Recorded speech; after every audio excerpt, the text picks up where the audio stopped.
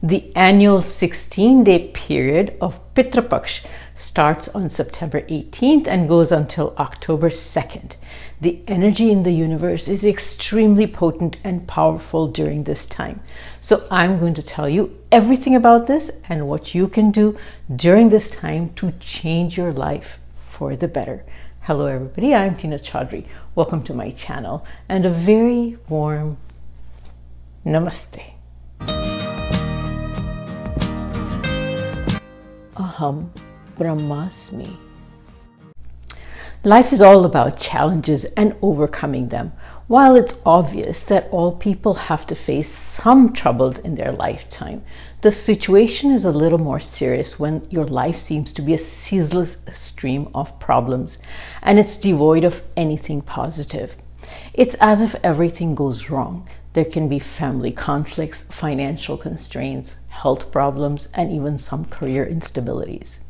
Every facet of life seems to be going wrong, and why is that?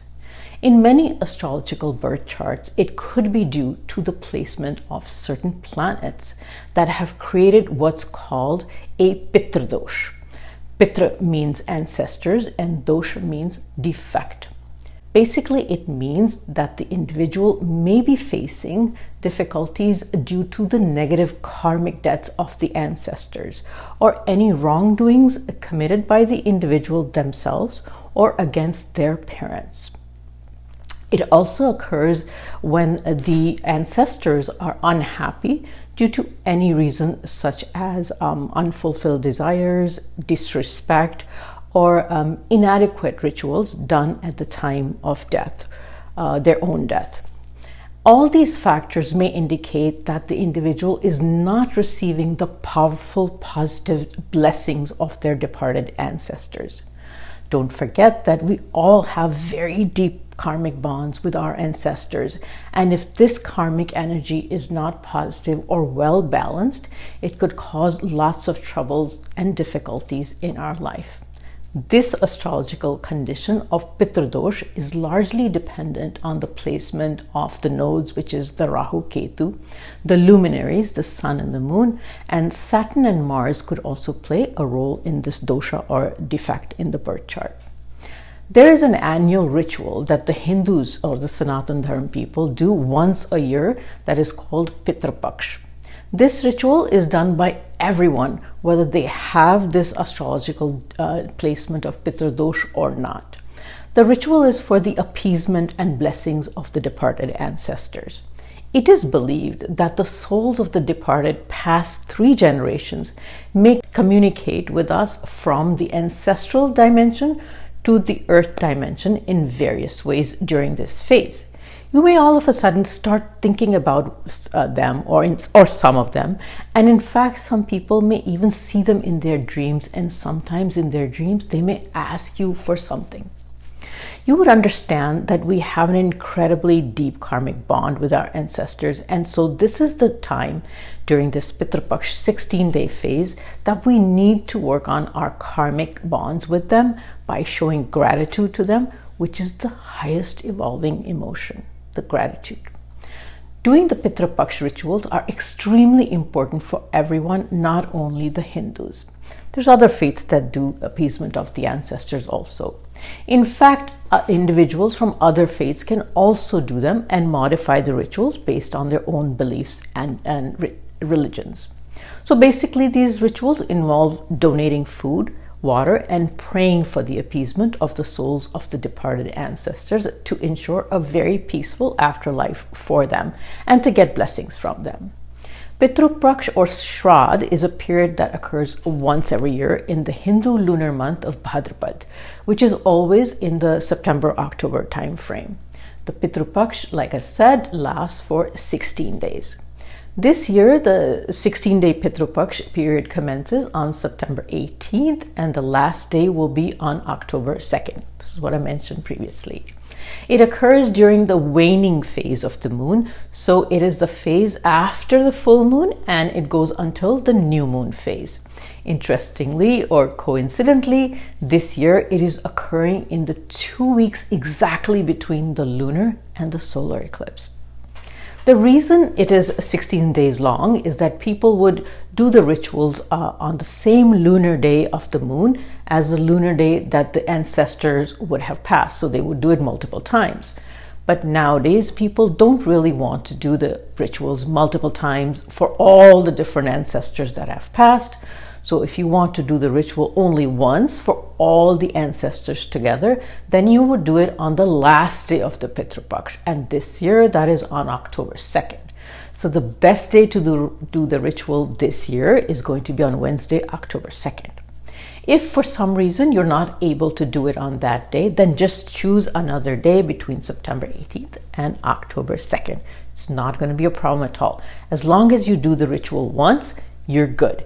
It's better than not doing the ritual. But if you are able to do it on October 2nd, it would be the best day. Now, I would just like to clarify that whether somebody has this astrological Pitra Dosh combination in their birth chart or not, this ritual should be done by everybody, because what it means is that you're going to get the blessings of the ancestors, and that has the capacity to completely change your life for the better. It has the power to make some of the difficulties in our life go away.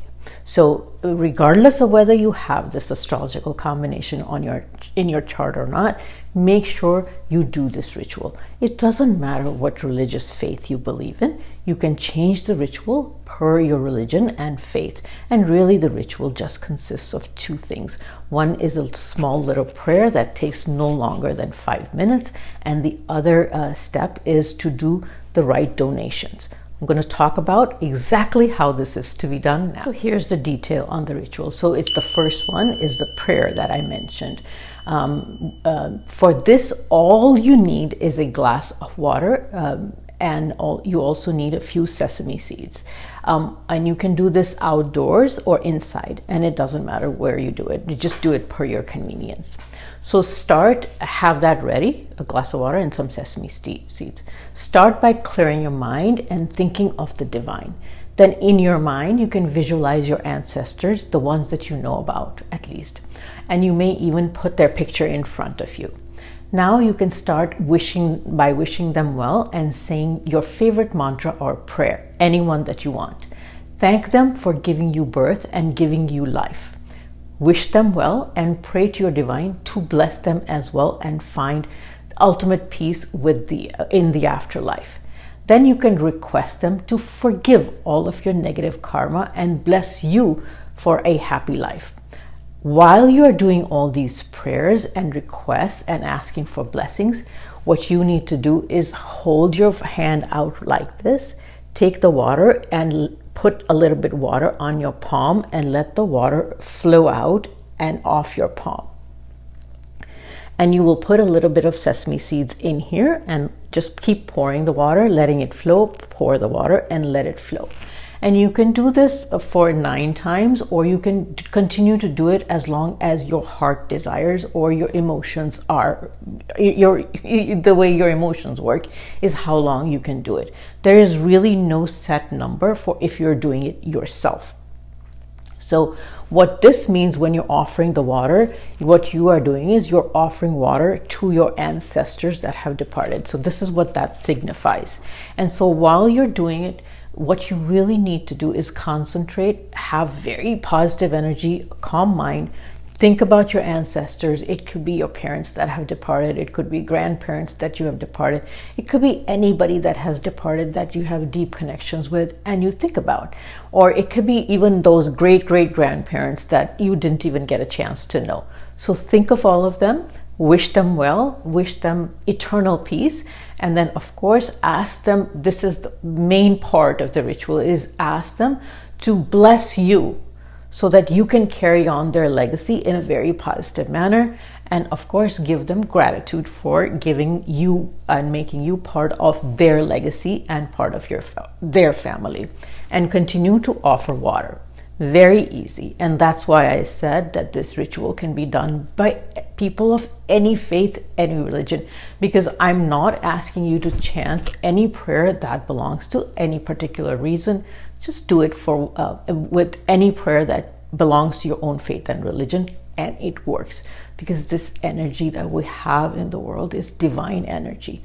It's not only for one single religion. This energy is the divine energy that is for everybody equally and alike. I did neglect to mention that if you're outside, the water can just fall on the ground or in a potted plant. If you are doing it indoors, keep a large bowl or vessel so the water can flow into the vessel or bowl and just collect there. After the water is collected, you can discard the water outdoors by watering a plant or a tree. That's the best way to discard the water. Don't put it in the toilet or in a sink or something. Don't do that. Just water a plant or a tree with the collected water. The second part of the ritual is the donation of the food and water part of the ritual. So for people that live in India, it's rather easy to donate cooked food or whatever to needy people. They can find that quite easily. But what about people like us that live in foreign countries where it's rather difficult to find people to donate cooked food to, especially?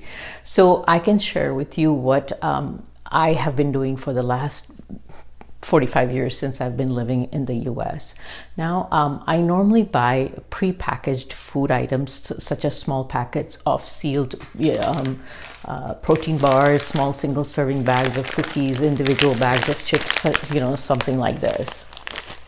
And I usually come up with 5 or 6 items and put them in a brown lunch paper bags. I usually do 30 or 40 bags, whatever number of total bags I come up with. I just do a random number. And then there are day laborers that usually stand outside the home improvement stores such as Home Depot, etc. They're looking for the daily jobs and they're very poor. So we usually go there and distribute these food bags along with a bottle of water to them. So that's what most of you, at least in the US, can do. In other countries, I'm sure you can find day laborers, or you can also don't have to give each one person something. You can just buy boxes of, pre-packaged items such as these protein bars and things like that. You can just buy boxes of them and maybe pass them out at homeless camps or things like that, and you can just pass that out, or you can give it to any organization.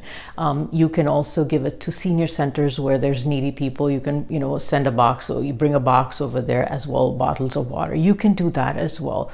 So these things are very easy to do. So that's why I'm giving you the idea that in India, usually they give out cooked food, and you cannot do that outside India. So this is something that I've been doing for my family, like I said, for 45 years or so, and people are very happy to receive it. Now, just remember one thing, that the reason you're donating food and water is because this is the signification of that is that you're offering sustenance, a source of sustenance to your departed ancestors. So when you're doing these donations, make sure that you're doing them very respectfully to whoever it is that you're donating to.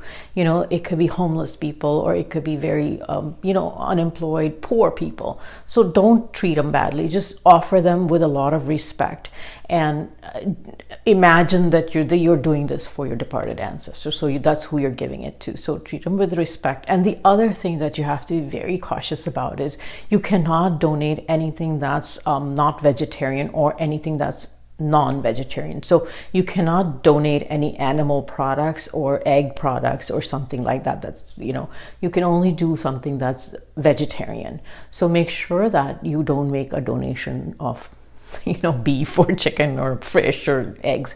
So something like that. So just make sure that you're doing donations that are vegetarian in nature. Make sure you also pass out water. So you have to donate food and water to these needy people.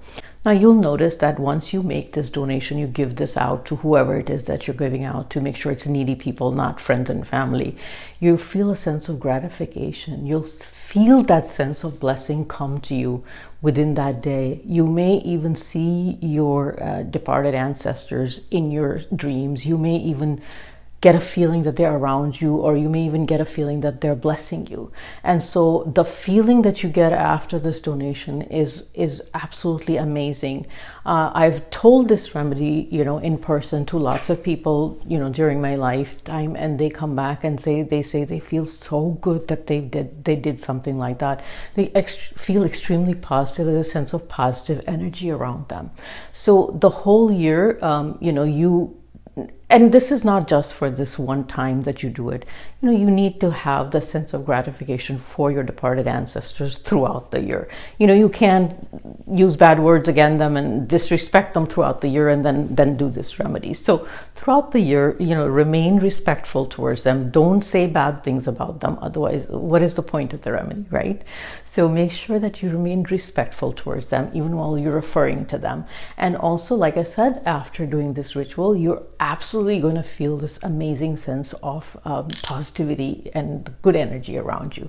So I encourage everybody to do this remedy, because once you start doing these remedies, you're going to start feeling changes in your life, positive changes in your life, because your ancestors do start blessing you. And blessings of ancestors is one of the best blessings. It's higher blessings than the divine, because unless your parents, grandparents don't bless you, the divine doesn't bless you either.